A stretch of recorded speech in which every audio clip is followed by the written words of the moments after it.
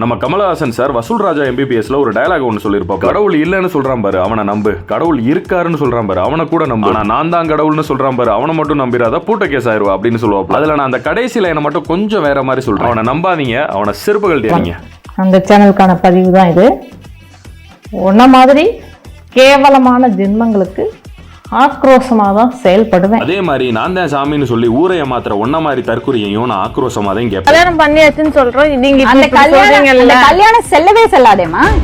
அவ கேஸ் போட்டானா 2 பேரும் உள்ள போனோம். 3 புருஷனை கட்டினது மட்டும் இல்லாம ஒரு லேடியோட வாழ்க்கையை இங்க எடுத்துட்டு நீ இன்னைக்கு சாமின்னு வந்து உட்காந்துருந்தீங்கன்னா அப்புறம் கடுப்பு வருமா வராது. இந்த பொம்பளை சொல்லிலாம் குத்தம் இல்லைங்க. இந்த பொம்பளை சாமின்னு நம்பிட்டு போய் ஒரு கூட்டம் கும்பிட்டுக்கிட்டு இருக்காங்க பாருங்க, அவங்க இல்ல செருப்பு கழட்டி அடிச்சா சரியா வரும். என்னை வந்து யாரும் என்னை வெளிப்படுத்தக்கூடிய காலம் வந்துருச்சு. அதே மாதிரி எங்களுக்கும் ஒரு தரமான கண்டென்ட் சிக்கிருச்சு. என்ன கிடையாது, வீடியோ முடியவே போது. இந்த அம்மாவோட பேரையும் சொல்லல, இது என்ன சாமின்னு சொல்லாம இருக்கும். இவங்க யாரும் தெரியல, இவங்க தான் அந்த அன்னபூரணி அரசம்மா. ஒரு 2 வருஷத்துக்கு முன்னாடி திடீர் சாமி அப்படின்ற மாதிரி உட்கார்ந்துருக்க சேர்ல வைப்ரேட்டர் வச்ச மாதிரி குதிச்சுக்கிட்டு இருந்துச்சு. அந்த அம்மா தான் கொஞ்ச நாளா எங்கேயும் தலையை காட்டாம இருந்துச்சு. இப்ப பாத்தீங்கன்னா திரும்ப ஆரம்பிச்சிருச்சு. காசு இல்ல உள்ள கையில. ஏதாவது சாமியுமே சொல்லி உருட்டி பிச்சை எடுத்து சம்பாரிச்சிட்டோம்னா எங்கிட்டாவது புழப்ப ஓட்டிடலாம்ல.